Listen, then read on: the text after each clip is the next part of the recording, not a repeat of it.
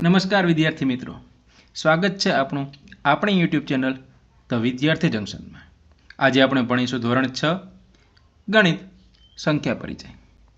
સંખ્યા પરિચયની અંદર આજે આપણે મોટી સંખ્યાઓ વિશે ભણીશું. સૌપ્રથમ 10,000નો પરિચય.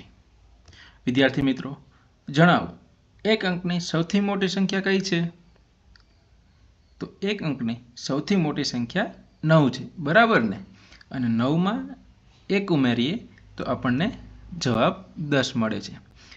અને 10 એ 2 અંકની સૌથી નાની સંખ્યા છે.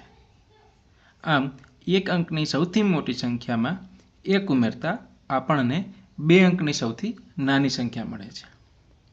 તો વિદ્યાર્થી મિત્રો, 2 અંકની સૌથી મોટી સંખ્યા કઈ હશે? સરસ, 99. અને 99માં 1 ઉમેરતા આપણને 3 અંકની સૌથી નાની સંખ્યા મળે છે, એટલે કે 100. આવી જ રીતે 3 અંકની સૌથી મોટી સંખ્યા એટલે કે 39, બરાબર ને? અને 3 9 બરાબર 999. અને તેમાં 1 ઉમેરતા આપણને 1000 મળે છે. અને 1000 એ 4 અંકની સૌથી નાની સંખ્યા છે. તેવી જ રીતે 4 અંકની સૌથી મોટી સંખ્યા કઈ હશે? 4 અંકની સૌથી મોટી સંખ્યા લખવા માટે આપણે 9 ને 4 વખત લખીશું, એટલે કે 9999. અને તેમાં 1 ઉમેરતા આપણને 10,000 મળે છે, જે 5 અંકની સૌથી નાની સંખ્યા છે. આવી રીતે 9999 પછી તરત જ આવતી નવી સંખ્યા 10,000 છે. આ રીતે 10 પછી 3 શૂન્ય આવેલા હોય તો તેને 10,000 વાંચવામાં આવે છે. ગુણાકારની રીતે દર્શાવીએ તો 10,000ને આ મુજબ દર્શાવી શકાય. જ્યારે 1,000ને 10 વખત ગુણવામાં આવે છે ત્યારે આપણને 10,000 મળે છે. ચાલો લઈએ 1,00,000નો પરિચય. વિદ્યાર્થી મિત્રો, આપણને ખ્યાલ છે, આપણે ભણી ગયા કે એક અંકની સૌથી મોટી સંખ્યા એટલે કે 9, અને તેમાં 1 ઉમેરવાથી 10 મળે છે. તેવી જ રીતે 99માં 1 ઉમેરવાથી 100, જે 3 અંકની સૌથી નાની સંખ્યા છે. તેવી જ રીતે 3 અંકની સૌથી મોટી સંખ્યા જે છે 999, તેમાં 1 ઉમેરવાથી 4 અંકની સૌથી નાની સંખ્યા છે.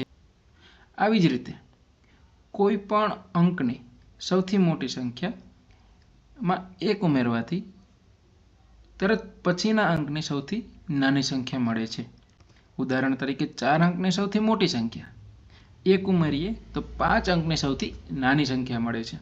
ઉદાહરણ તરીકે 9,999, 1 ઉમેરવાથી 10,000 મળે છે, જે 5 અંકની સૌથી નાની સંખ્યા છે. તો વિદ્યાર્થી મિત્રો, 5 અંકની સૌથી મોટી સંખ્યા શું હશે? સરસ, 5 અંકની સૌથી મોટી સંખ્યા એટલે કે 5 વખત 9, અને તેમાં 1 ઉમેરવાથી આપણને 1,00,000 મળે છે, અને જે છે 6 અંકની સૌથી નાની સંખ્યા. વિદ્યાર્થી મિત્રો, આ 5 વખત 9 છે એને કેવી રીતે વાંચી શકાય? તો જે 5 વખત 9 આપેલા છે તેને 99,999 આ રીતે વાંચી શકાય. અને ત્યારબાદ આવતી તરત જ નવી સંખ્યા એટલે કે 1,00,000, જે 6 અંકની સૌથી નાની સંખ્યા છે. 1,00,000ને આ મુજબ દર્શાવી શકાય. 1 પછી 5 શૂન્ય આવે તો એ 1,00,000 સંખ્યા છે. ગુણાકારની રીતે 1,00,000ને દર્શાવી શકાય નીચે મુજબ. જ્યારે આપણે 10,000ને 10 વખત ગુણાકાર કરીએ છીએ ત્યારે આપણને 1,00,000 મળતી હોય છે.